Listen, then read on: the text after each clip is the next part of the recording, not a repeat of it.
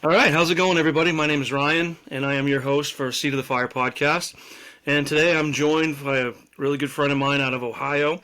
This is Lieutenant Brandon Johnston. He is no relation. I will call him a brother from another mother. And Brandon is a 15-year firefighter. He's, like I said, he's also a lieutenant out there. But he's the founder of First Due to Success and First Due to Fitness. And so today we're going to ask Brandon a few questions on fitness. And Brandon, is there anything I missed in your bio? Anything you want to add? No, I appreciate you having me on your podcast. I know this is something you had talked about in the past of doing. I'm super excited that you're doing something like this. You're a man with a lot of experience, and we'll tell him a lot of wisdom as well. But no, I'm super excited to be on here. You were actually on my podcast the first person I had on there, so I'm super excited to be a part of yours now, and I'm excited to talk about all this. Awesome. Well, I appreciate you coming on. Yeah, like you said, I've been thinking about it for a while. Even prior to me going on your podcast, I was asked to go on a couple, and I really kind of liked them. So I was like, geez, that'd be kind of cool to do. And I always thought of it in the back of my head, but I never really thought I had a niche for it. Mm-hmm. And then the more I talked to people about it, kind of like when you and I talked about what you were going to do and jumping into it, and we just said, yeah, man, just do it. So I took my own advice that I gave to you and just did it. So here we are. This is episode number 2, hopefully of many, many more. But yeah, so we're going to get right into it, Brandon. And you have this fitness company, I guess I'll call it. Your First Due to Fitness, along with your First Due to Success. But why does fitness play such an important role to you? Fitness is, obviously, we all know how important it is, especially within our line of work. I'm a firm believer that, you can't ride the recliner your whole career. I know we wish we could. However, we answer those things called, calls for service, day in and day out. So riding the recliner just ain't a thing. And, fitness really became important to me about a few years back. I'm not the biggest guy, as you know. I tell people I'm 5'6". I'm really like 5'5", but I'm trying to give myself that inch, And you buy those 3-inch increasing shoes on what's that interweb thing there? You talking about TikTok? Yeah, TikTok. Yeah, TikTok. All right. I'm gonna buy. What size shoe do you wear, man? I'm gonna buy you a pair. I am gonna put my shoe size out there because it's just more fuel for people to pick on me. Okay. Yeah. But no, a few years ago, I would probably say about 3 to 5 years ago, it became really important. I wasn't the biggest guy. I know I'm not ever going to be that massive, jacked, swole individual, and I'm content with that. But it was really just the capabilities of what I could perform on fire scenes. And I always believe that there's room for improvement throughout your career, whether you're, first day fireman or 30-year fire chief. There's always that room for improvement. And I like to think I'm a somewhat intelligent individual when it comes to this line of work. I'm a firm believer of, we are the jack of all trades, master of none kind of thing. And I felt that's just where I lacked. So just made that adjustment. First Due to Fitness kind of came to start really last year. And I hope you can hear me. My furnace just kicked on, and it's in the closet next to me. My wife put me in the furnace room. Nice. She gave me a home office in the furnace room. That's perfect. That's a great place for you. It's where I belong, I guess. Yeah. But, it just became a thing. It was actually co-founded between 5 of us. The dynamics of the company has changed. It's really just myself and one other individual who he likes to say is a hidden partner in all of it, but he is a full-time career fireman as well. And we just really strive to bring functional fitness back in. Cool. That's awesome, dude. So when starting this, was it something you saw in yourself on like at the fire ground? Did you ever see it on the fire ground where people were either not fit, or did you feel it yourself that on the fire ground you just were like, I don't know, I don't want to say up to par, but just to your own standard, were you like lacking in any way, or have you seen it with other people that they were lacking and you thought maybe you had to do something about that. And was that avenue you were going down, or? Absolutely. It's one of those, like, the fire service is so weird, and I can't really speak on a ton of different careers. This is really all I've essentially done out of high school. Um, so it's one of those, like, I'm a very blunt, very transparent person, as you know. Um, it's, I, the fire service, it's got a ton of problems. Whether it's the politics involved, um, community issues, staffing, all that stuff. But there's a lot of shit, a lot of stuff we can fix, in our own houses. And your personal fitness, your crew's fitness is something that you can fix at any time. You're not fixing it overnight. And you're exactly right. I saw that. I worked for a couple of different departments, so I'm not going to point out, which one and stuff Sure, like that. sure. But that you get your certifications, you get on a shift, and you become very relaxed. And with that, becoming relaxed, like I said earlier, you're riding the recliners, you're coming in, you're doing what you got to do, you're checking out when you got to check out, stuff like that. But it's becoming too relaxed, and our fitness is very important to us. And it was a thing not just with the people around me that I noticed, because I am not perfect in any way, shape, or form.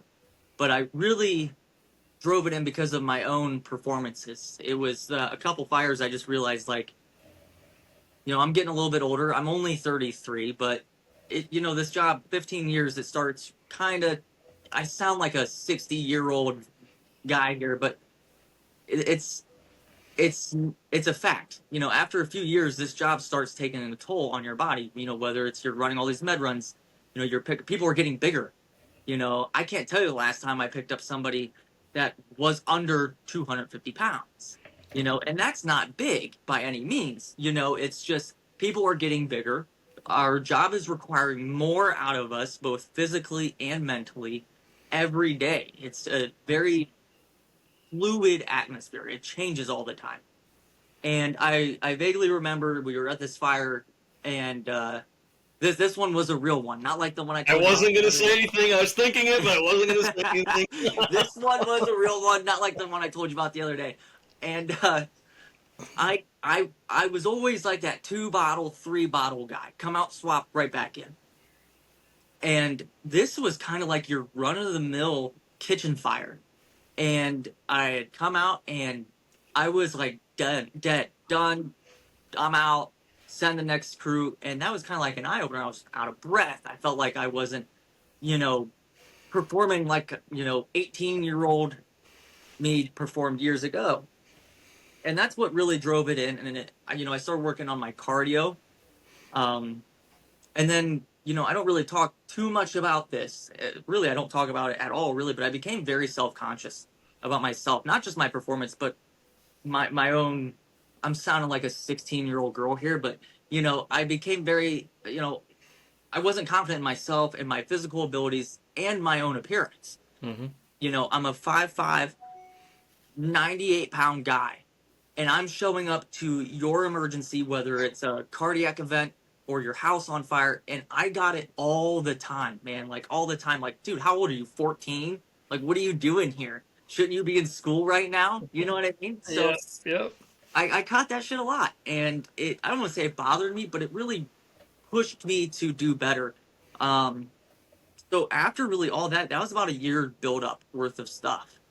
And I made that determination. My shift was adamant. Those guys went to the gym every day. I was in that recliner. I'm playing PUBG on my iPad. Leave me alone, man. Like, I'm playing video games. I don't even know what that is, but keep going. I'm playing video games. You guys go work out. You gym nerds. Leave me alone. And finally, they rode me enough that I said, fine, I'll go back there. And we see it in social media platforms, and we talk about it, and you hear it, like, the gym is supposed to be a place of comfort and support and all that stuff. And I truly received that. Granted, these are people that I work with every third day. They're my friends. Now, don't get me wrong, they dogged me all the time. But, it's a little bit different. Hmm. And I spent a couple years just religiously working out every third day. Because where I work, we don't have EDOs or Kelly days. It's every third day. And I just every third day, and then I got a membership to my local gym outside of work. The work gym's way nicer because you can play whatever music you want and you don't offend the people around you. But um, yeah, it's just it really just goes back to whether it was, you know, little old 80-year-old grandma asking if I should still be at the middle school during the day, or you know what I mean. It was an Right. appearance thing, and it was a functional thing.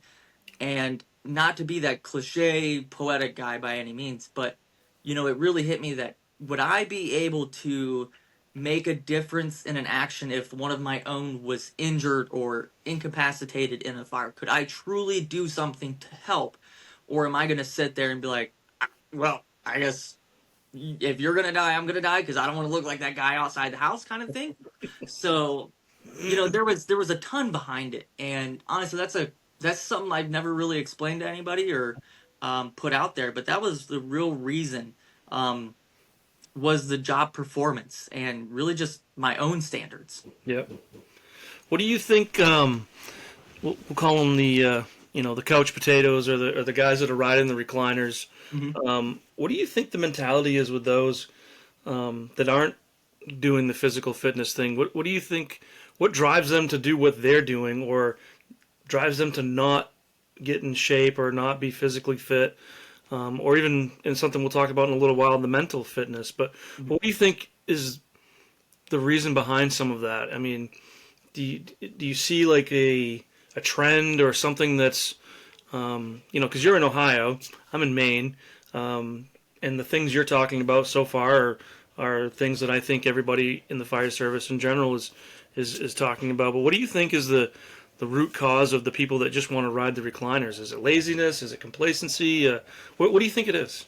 I think you got at least 50% of it right there. A lot of it, in my opinion, is the culture within that house or that particular shift. I know I can speak for our place. Each of our three shifts, the culture is a little bit different. And your culture is built off of personality and your drive and your motivation. But I think it's a culture based thing, and I'm a firm believer that it's a leadership thing. And that kind of rolls into the whole portion of Pursuit of Success part, where we talk about leadership and motivation, and that kind of transpired into the fitness. But I think uh, I'm such a hypocrite when it comes to this stuff. Honestly, I am, because I'm a firm believer in, I've talked about this in some of my stuff, is you can't be a leader of others if you can't lead yourself, kind of thing. Mm-hmm. But like I would have to say the best example was we had an individual at our place that basically needed to be dragged into the gym. They would, once you got them in there, they're fine, but they had to be almost physically dragged in there.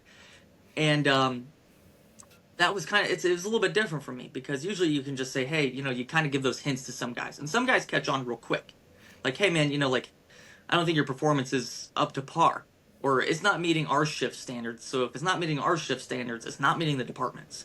Mm-hmm. And you can pull the guilt trip on people, or whatever it is. um but to answer your question, I think it is a personal thing. You have to have that self drive and self motivation. Right. But Right. I think it's definitely a leadership thing and a culture thing. If Yep. you apply a XYZ department and that each shift is working out every day for an hour, you are going to naturally adapt to that, because as new firemen, nobody wants to be that weird guy or that one man out. You want to fit in, you want to find your place. So I think if you can change the culture in your department, which you know as well as I do, is like solving the Da Vinci Code sometimes. Like it is impossible to Mm-hmm. do, but it can be done. Right. Um, and it takes Well, your leadership. yeah. And the You're same I think can be said for training too. You know what I mean? Oh, Um, absolutely. you know, it's starts little, I think, and I think if you go 100 miles an hour day one, you're going to lose the interest of the people, right? Yeah. Um, because they're going to go home that next day off shift, and they're going to be all stiff and walking and like, oh my god, this, Mhm. and they're not going to want to do it again because they're all hurting. So I think it's the little things. I know when training wise, um, even still to this day, even though my job and what I do, I bring a shift in and we'll watch a YouTube video of somebody that's done topic on something, whatever it is, and it's 15 minutes, half an hour, whatever it is, and we just sit there and listen to it and we talk about it, and then we talk whatever the topic is, how that relates to our department. Mhm. It's not required for them to come in and do it. I'm like, hey guys, I'm watching this. You want to come in and watch it? And you'll see one of them will come in and sit down. Next, you know, the next one will come in and sit down. The next one will come in and sit down. The captain will come in and sit down. We just like, next thing you know, there's a bunch of us in my office watching this video, and we're in there for an hour and a half because we started talking about how we do those things. Mhm. And I think that plays into the fitness as well. Whereas, you know, we have a couple of guys on our department that are very, very physically fit, and they're doing a lot of stuff in our new station, working out together, coming in off duty. There's two or three of them that are on opposite shifts. They'll come in off duty and work out together. Mhm. And we share the public safety building with the police department. And next thing you know, there's a couple of cops coming over, and you look in the stairwell, and there's a cop with a weight vest on, two and a half, 250-foot, 2.5-inch hoses over his shoulders, doing stairs with the guys. Mhm. And I'm like, wow. So we've even creeped it over into the police world and working out with those guys. So I think it's something that's definitely obtainable, if you work at it in baby steps. But I think if we dove into it headstrong with a lot of our firefighters, I think the complacency would actually win. Yeah, and that's kind of like what we did. So we have a we call it like a reserve building. It's out back behind our station. It's where we keep our side by sides, but our gym's back there, and the gym's separate than the truck bay and all that. But you know, when I first started there, that gym had a bench press and a treadmill. That was it. Now we take a lot of pride in our physical fitness, our gym, our fitness room, and we have a full gym. And some of that equipment was even purchased from, you know, employees there that went out and bought it and brought it down there. And just by adding to the gym and getting new equipment, firemen love new shiny shit. They love that stuff, right? So you put new shiny things out there, they're gonna go back there and look at it and they're gonna try it. And that was the biggest hurdle we saw is like people were like, you have all this new stuff and it looks cool and it's shiny and I want to touch it, but I don't know how to use it. You know, so it was just training them. And then that turned into, and this is kind of an embarrassment. I don't even say embarrassment, a lack on our department end, but we didn't really have a health and wellness policy or anything like that. Well, that turned into, we need to have one of these. And we developed it, we got it approved and passed, and now we have a health and wellness policy as well. So you're 100% right. You know, if you just somehow come across, you know, hundreds of thousands of dollars and put a gym in your station and you turn the light on the next day, nobody's you can't and it you cannot force them. Right. Firemen hate being told exactly Oh, what to do and no being question. forced to do it. Um, As long as it's their idea, they're great.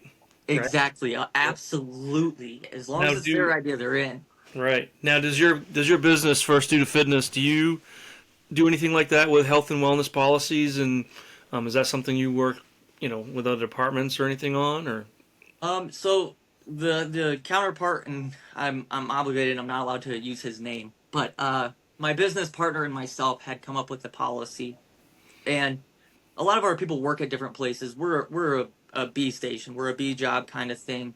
So everybody works at, you know, another career department or whatever, and they've taken it basically like we made it real bland kind of thing. Like you can yeah, cross off our name, put your name on it, and it'll work kind of thing.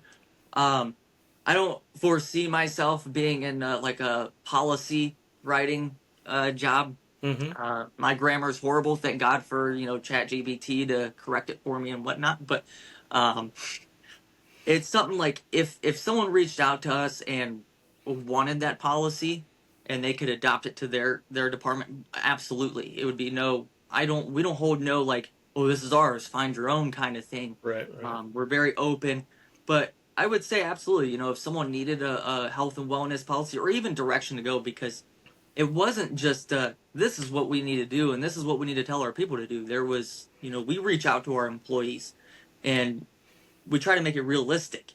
Like, we're not going to set a health and wellness policy that says you need to be able to bench 700 pounds. I don't care if you can go pick up the med unit. I don't give a shit. You know what I mean? Like, right. but can you go pull ceilings for 30 minutes, you know, or, you know, give me 10 to 15 minutes of 110% on a primary search or a primary attack. Can you give me that?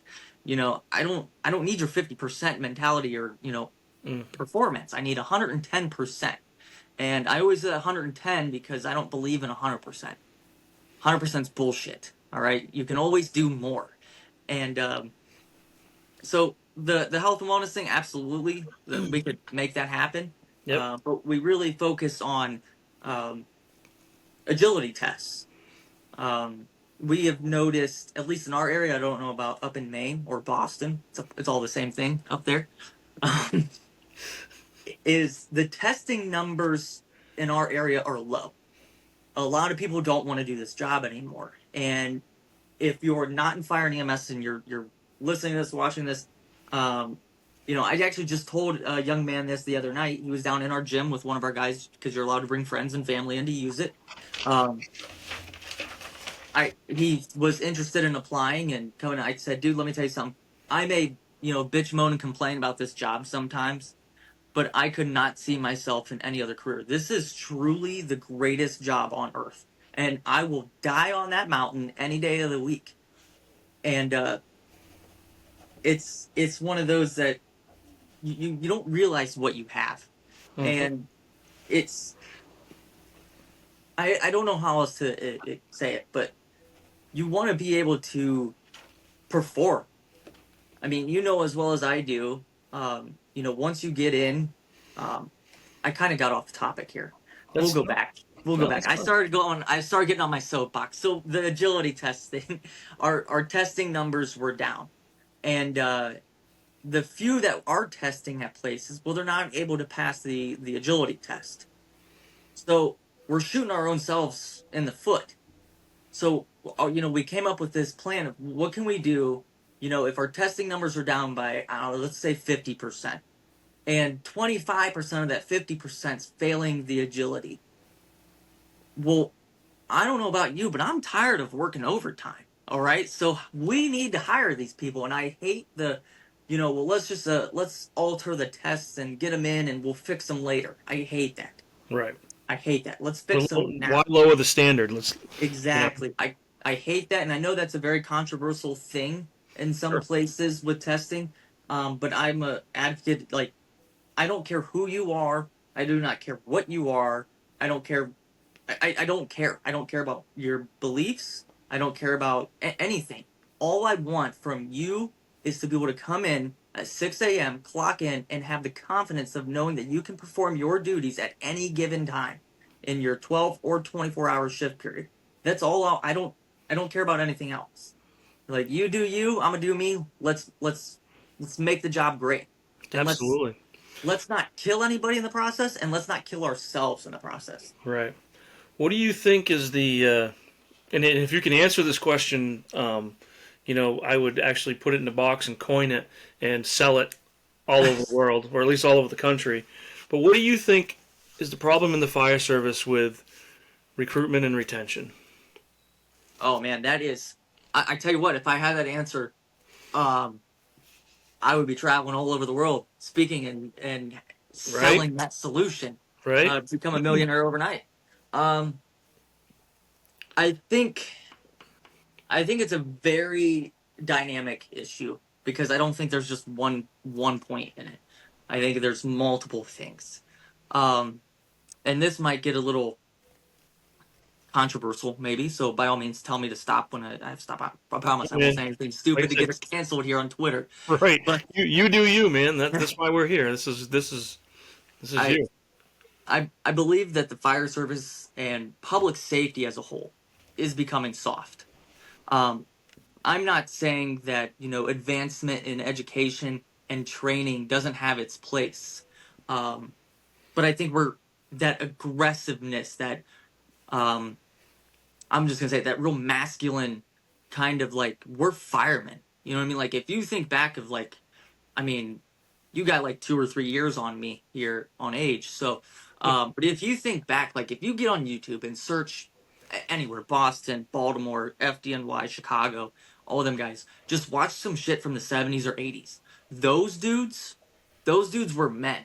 All right, like I religiously watch his video whenever I'm like I need hyped up for whatever reason, and I think it was a fire, like a house fire, like in the '60s, and it was like L.A. County, and I watched this dude kick a door in, go in a living room, then he jumped out the window to ventilate it, and I'm like, that's some shit right there. That's what I'm talking about. You know what I mean? Yeah, yeah. But it's I think the fire service is getting soft.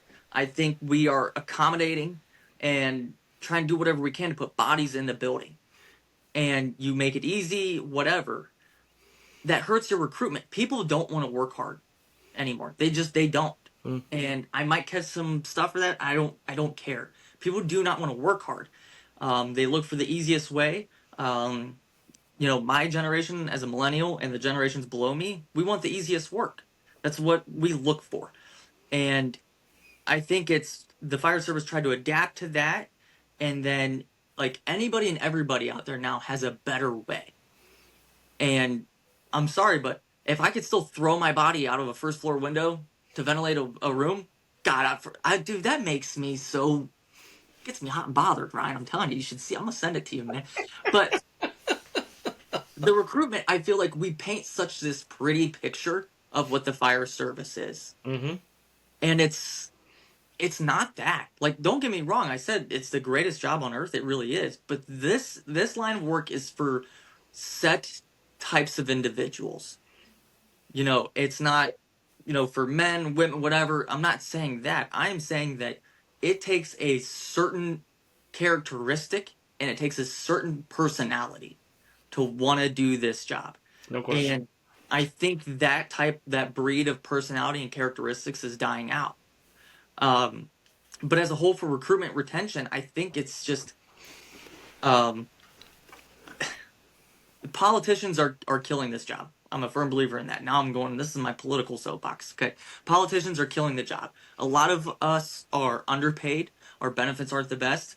You see Columbus Fire just renegotiated a union contract that was well overdue by many, many years. They're so far behind. Yep. I know fire departments around me that they're getting paid $12 an hour. Why would I want to go to school and do all this hard, intensive work and sleepless nights and crazy schedules and all this and seeing all this shit that the human is not designed to see every third day when I can go to Staples, shout out Staples, that's my retirement gig, and go make 18 to 20 an hour. You know what I'm saying? It's, you know what came to mind? What? Capital One. Capital One. That's my Capital One, Staples. Yeah, Kenny and his Capital One. Yeah. Yep. And the retention part, if you're lucky enough to get bodies in the door, capable bodies in the door. I like using capable because you can hire anybody. It doesn't mean they're going to be capable. But keeping them in, that comes back to culture, like I said earlier. You go back in the day. I don't know how it was when you first joined. I can tell you 15 years ago for me, way different environment than what it is now. It was so different, and I will not repeat the things that were said to me as a rookie because we are for sure getting canceled on every social media platform. Right. But well, I can tell you that it wasn't any better 25 years or 20 years ago before. it was rough. It was rough. Like, yeah. You caught some stuff. Like, it was not a good time. And I remember, like, I just got my fire car. I'm ready to go, man. I've watched Backdraft like 8 times, right? Like, I've watched all the emergencies. I'm ready to be a fireman. And I remember, like, I was new on the department. It was a Friday night. I was down there hanging out because you had to do so many, like, ride time hours. And they caught a fire. And I was ready. Grabbed my gear, got my stuff on. I walk over to the truck, and I get, what the F are you doing? I'm like, I'm going to the fire. They're like, no, go man the radio. And I'm like, oh, all right, I guess. Like, you know what I mean? And Wow. it was a different environment. And I think we don't accept change very well. And we have to adapt. I don't want to say back to that, but it's changed. And now the retention part is like, you want to keep everybody happy. You want to do whatever it is you want to do, whether it's throw more money at them, more benefits, which I'm all for, or whatever it is to just keep people in the door. I think you need to bring back the and this is not the solution because it ain't going to work, but you need to bring back the aggressive behavior. Not the stupid aggressive behavior, but bring back the fireman mentality. And the retention aspect of it is take it or leave it. This is what this job is. This is what it will be forever. There's always advancements in training.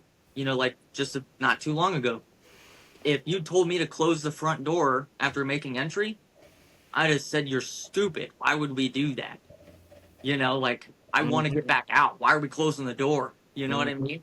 Now, they've proven flow pass and everything like that. So I'm not saying like advancements in training is wrong, but I think I don't want to use the word I want to use, but we are soft across the board, and that hurts our recruitment because you have the parties that come in, they want to be tough guy firemen, and they realize that's not what it is anymore. And then you have the guys that I want a city pension, and I'm going to ride it out until I can collect it. And everything in between there, you have an administration that has to now play a political game of keeping everybody happy because everybody is a little bit more sensitive than what they were a few years ago. But yeah, if I had that answer, and I don't even think I was in the ballpark of what your question was, but I don't think I any don't of us know. are really, because I think it's a regional thing, but I also think it's a nationwide thing. But I don't think the answer. I don't think it's a cookie cutter answer. No, I think it's a regional answer because not everything works everywhere. You know what I mean? and the state of Ohio just put together a like a volunteer recruit task force. It's got a fancy name, and when they first announced they were doing this, my initial thought was, this is a waste of time and money. And it's something I hope it works. I'm also a firm believer that the day of the volunteer is, if it's not dead, it is dying. Yep. People do not volunteer anymore like they used to. I started off as a volunteer in late 2009, and I think they paid us $150 a year, and it just doesn't work like that anymore. But I hope it works. I don't think it will. I honestly, other than my personal beliefs, I don't have what I would say a education, like an intelligent response to that, because I don't know what that answer is. And like you said, whoever figures that out and can go from station to station and somehow bring in 20 people in that week to apply and interview and everything, that guy's a millionaire overnight. Oh, no question. But Overnight. No I question. wish there was an answer for that. And I think when you start going down that line of how do we fix recruitment retention is where you get people like myself and others that will just give you opinions based off of things they felt in the past and things they feel now. Yep. So I agree. I think it varies all over. No question. No question. So you do some speaking engagements, right? You did one this summer in Virginia when we pulled off one of the greatest heists of all time. Heist, the great heist of 24. Yeah, that was pretty cool. For those of you that may or may not know, we have a buddy of ours. His name's Kenny Mitchell, and Kenny's going to be coming on the podcast at some point. But he runs an event called Operation Yellow Tape, and Brandon was speaking at that this year. And I had told Kenny originally that I wasn't able to attend, and then I called Brandon up and said, "Hey, I'm coming, but let's not tell Kenny. Let's surprise him." Keep it a surprise. That was pretty awesome. We surprised the hell out of him. He was had no idea I was there until the night before. We guys were at a brewery, right? We were doing like the instructors were all getting together and having a little get together the day before the shindig, and I showed up, kind of sat off away from everybody, and Kenny walks in and kind of goes by, and then he goes over and talks to you, and you can tell people what he said there, and I just kind of sat there and waited until he actually saw who I was, but I thought that was pretty awesome. That was pretty awesome. Yeah, it was great. And dude, I'm telling you, like it was so hard not to tell him that you were gonna be there. Like I told him, look, man, I got a big surprise for you, and like he was on my ass. Well, what is it? I'm like, dude, I can't tell you, and I'm terrible at like Yeah, keeping secrets like yeah, this. Like, yeah. my wife knows what she gets for Christmas like 4 months in advance. I'm Right. terrible at it. Okay, Right. and no, Well, I think the it was. coolest part was I was in Boston the day before, Mhm. and I had posted all over the place because we got to do that thing at Fenway Park with a buddy of Yeah. mine, which was amazing, by the way. We'll talk about that some other time. But so he thought I was still in Boston for the weekend, and he had no idea I was coming down. So that was pretty awesome. Yeah, it was funny, like watching him kind of like look over through people, like who is that guy wearing my shirt sitting on the couch? And I think someone's like, I don't know, maybe it's like some homeless guy. I don't know. He gave him one of your shirts. Yeah, yeah. Because I was watching the dude playing the guitar, who was um, well, he was playing the guitar. Hmm. I think he was singing too. He was better as the night went along. I'll just say that. Yeah, yeah, yeah. That's what I'll say about him. I don't know who he is. He's probably a good singer, the type of stuff he was doing, but it was I just I think it was just because it was such like a small area, and he had the music up so super loud, loud. so Yes. loud, so loud. So what? When you spoke there, what was your topic again? You spoke on some leadership stuff, and what other types of speaking do you do? So we hit a few different venues. We're not as we're not Kenny Mitchell over here, okay? We're not, Right. but he's gonna be so pissed that I said something like that in that context. I know that's why it's so awesome. um, no, Kenny is an amazing speaker. He has so much passion behind his voice, and he's very passionate about his mission. Um, and I hope one day that I can be like him. I am a I'm just very wondering if I still have.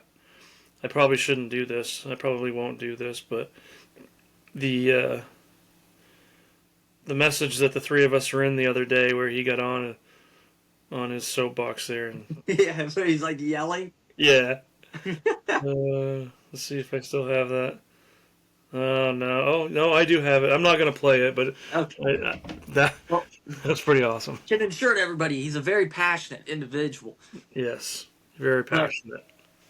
we've spoke at some different places. Operation Yellow Tape was actually the biggest event that we had spoke at, and it was about leadership, and it was something that I'd never really spoke about before because usually we're about leadership motivation and trying to find that within yourself, and then evolving that into people outside, such as your shift, your department, and so on.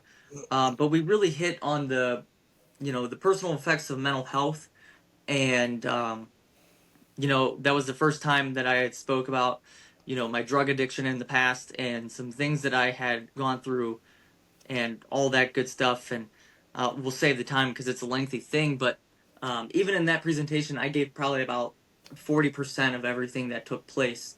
But we talked about mental health. We introduced the past device of life that I've Hmm. started to really push, and because I believe that every speaker should have their own like acronym thing. Sure. Firemen love that shit. You gotta dumb it down for us a little bit, and we I gotta be hate able to. acronyms. I hate acronyms. See, I live for them. That's I what know. I know. I live for that I'm, stuff. That's how I learn and remember yep. things. Yep. But yeah, it was an amazing opportunity to be able to speak at that event, and really just. And he's gonna get mad at me for saying this because I believe that he gave me that opportunity, and since speaking at that event, I've had a ton of people reach out to me, and unfortunately, like some of them, traveling's not really in my book right now. Um, I got a 9 month old, and my wife will beat my ass if I leave for like a week. So can't be doing that right now. But hopefully in the future, that's something that could happen. Good. Um, but yeah, we've spoke at like EMS conferences. Those they're fun. Okay, I don't speak on EMS. All right, I do all my EMS speaking in the back of an ambulance to a patient. That is the as far as I will go with that. But no, it was a great thing. There was a ton of great speakers there. That was my first time really speaking in such a large audience there. Um, but I think I was just one of. There were way better speakers there. Like I said, it was just my first time, and whatnot. I wish I would have read your cues a little bit better while I was up there.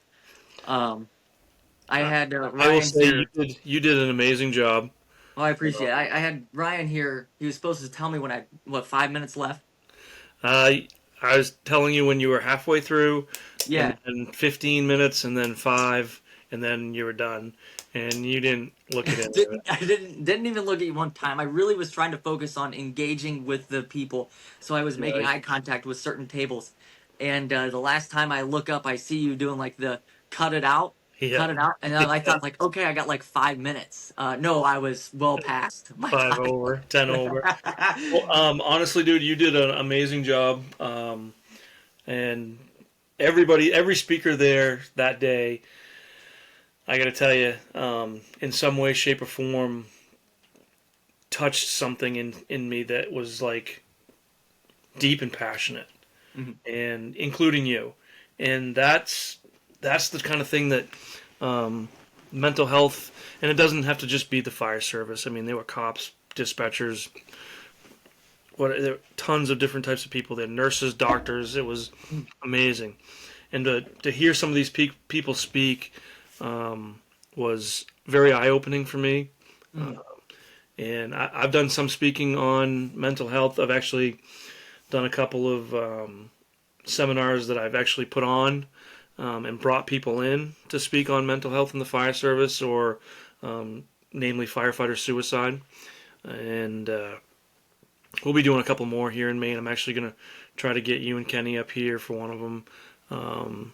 There's a magnificent speaker named Stacy McNeil out of New Hampshire. Her husband was a Manchester, New Hampshire fireman who committed suicide, and she comes in and tells her story.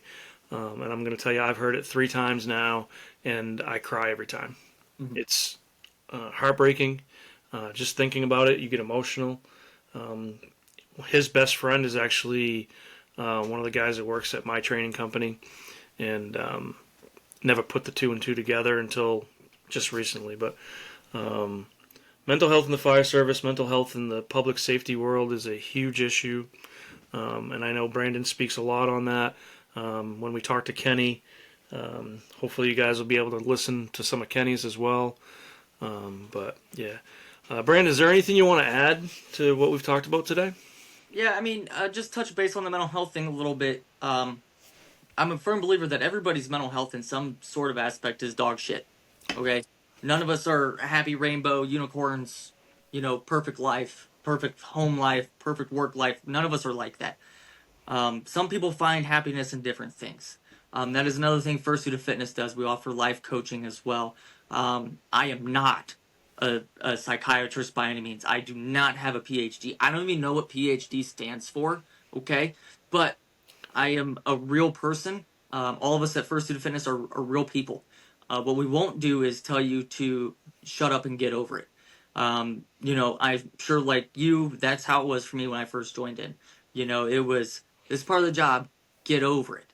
Mm. And, more and more people, not just firemen, not just EMTs and medics or cops, a lot of people in the public sector of employment are having more and more mental health problems, and the suicide rate is just way too high. One is too high. So for me, going through a lot of personal shit, whether it was bad relationships, custody issues with my kids, and so on, I always, and this is going to sound cliche and poetic or whatever, but I don't care. I found my peace in the gym.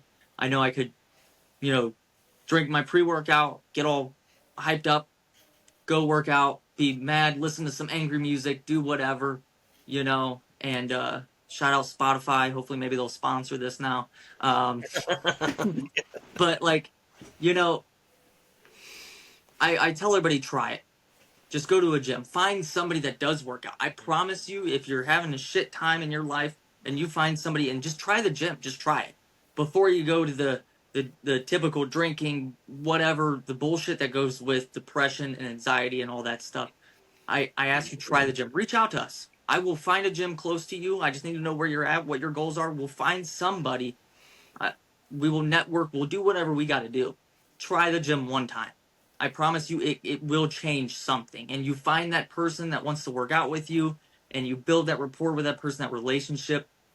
your mental health, it's very, very important. I've seen, I haven't had quite the history of mental health incidents with other people like Kenny Mitchell has. Kenny Mitchell has a ton of experience in there. He's very well versed in that stuff. Um, but I ask that you just try the gym one time. You don't have to know what you're doing. YouTube it. Just look up pictures on how to do exercises. It will help you. It's scientifically proven by people with those PhD things that physical fitness releases all the whatever the little video was, the cool looking guys that flow through your body and make you happy again, and you know what I'm saying. I'm just a fireman, man. I don't know what those things are, but you know I ask that you try it. And if you have Kenny on your podcast, I recommend everybody, if you're watching this or listening to this, stop this one right now and go to his, especially if you're having any issues with mental health or know somebody that is. Kenny is an amazing individual. I truly believe I'm like glazing this guy right now. All right. When really we know our conversation, Yeah. we'll dog him after this, but Oh yeah. Kenny is an amazing guy. And Operation Yellow Tape, they have so many resources for you. So, in the aspect of the mental health thing, if you're having problems or know somebody that is, and sometimes seeing those red flags can be hard. It can be very, very hard. There was a neighboring city to us, just had a suicide not too long ago, and there were almost none to my knowledge. You can only do what you can do. So if you're having problems, whether it's work related, financial, family, relationship, whatever it is, I ask that you please go to Instagram and reach out to him. Kenny Mitchell Fire, reach out to him or get a hold of Ryan here, myself, whatever. We will get you in the right direction. But no, to top it all off and end it, I'm terrible at ending my own podcast and series, so I'm going to screw yours up too. Um,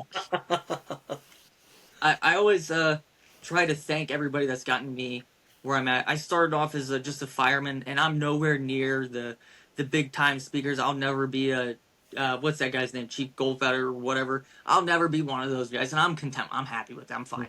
Mhm. But the support that I've received throughout this whole venture of First Due to Success and then the fitness part of it has just been overwhelming. Um, whether it's my own station, neighboring stations, and places from all over the country. I now have people from Greece that they wanted me to go over there. I can't do that. I can't do that. I'm going to have to make that like another honeymoon for my wife. That's the only way I can make that happen, okay? But um, the support that I receive it is so overwhelming at times that it actually affects my content, like that, getting stuff out there, like, because I don't know what else to say. I'm just a 15-year fireman, 33 years old, and you have way more knowledge than what I do. You've been doing it longer. That's the fact. That's how it is. So I just really just speak my mind and my opinion on my stuff. Sometimes it's right. Most of the time it's wrong. That's what I like to say. Um, and then the support from you, having you come on one of my first podcasts there, not knowing what the hell I was doing at all. I can And then I got relate. a guy that wants to talk ladders, and I'm like, dude, I have never rode a ladder truck a day in my career. I don't know what the hell to talk about here. I know they go up, they go down, some spray water, some don't. I don't know, okay? Some bend in the middle. I don't know, man. But having people like you and Kenny and Mark over there at Operation Yellow Tape, like all them guys, there's so many to list, guys and girls over there. Um, it is overwhelming that I know that I can call you at any given time, and I have in the past with like, hey, this is happening. How do I handle this? Yep. How should I address this? Because I don't know what to do. And I imagine you're sitting in your office probably dealing with way bigger problems than my problem, and you still took probably an hour and a half out of your day Hmm. to talk to me and get me through. So I try to end everything with trying to show how appreciative I really am of everybody, whether you're just a listener or whatever. It truly means the world to me, and having people like you guys in my corner um, to encourage me to do fun stuff, stupid stuff, and mature and responsible things. Really, I can credit the whole First Due to Success and the whole First Due to Fitness to you. because you were the guy that was like, let's just jump in and do it. And there I was sitting there recording on my iPad, not knowing what the hell I'm doing. And now Hmm. we're here and we're speaking at places, and my wife put me in a furnace room with all of my recording stuff. So, That's awesome. That's so awesome. Well, dude, I'm honored. I'm glad you came on tonight, and I'm honored what you said. Uh, I'll always be there, and that goes for anybody. If you're listening to this, watching it, whatever. Um, if you need someone to talk to and reach out to me, reach out to Brandon. When you hear and look and talk and meet Kenny, you probably reach out to him. Be prepared to listen for a while. Kenny likes to talk. Um, mhm. actually, Yeah, we all like to yeah, talk. we all like to But talk. in all seriousness, for the mental health thing, please reach out. Reach out to somebody. None of us are doctors, but all of us can point you in the right direction. And I want to stress that. But Brandon, thanks for coming on today, my man. Where can people contact you if they want to? So the big thing for us is Instagram. At First Due to Success is our leadership motivation kind of thing, and First Due to Fitness LLC on Instagram as well. We are actually in the, I don't even know, limbo area of combining the two. The state of Ohio is really weird about business license and DBAs and stuff like that. I just found out that I can't manage two accounts. I can't even manage my day to day stuff. I show up at the wrong fire station when I'm supposed to be at work. But um, so really, either of those, or you can email us at firstdue to success at Gmail and at firstdue to fitness at Gmail as well. Um, really, either one of them works. We'll get back to you. Um, but yeah, that's probably the best way to contact. I don't give out my cell phone number, man. I get weird people calling me. Weird people. I hear you, man. Well, Brandon, thank you for coming on today. I really appreciate it a lot. Um, Folks, if you have any questions for Brandon, please reach out to his Instagram. And thanks again, brother. No, I appreciate you coming on, and I hope hopefully I didn't just ramble on. I answered your questions the best. I I get think, I yeah, I get think you going, did. man. It's a thing. All right.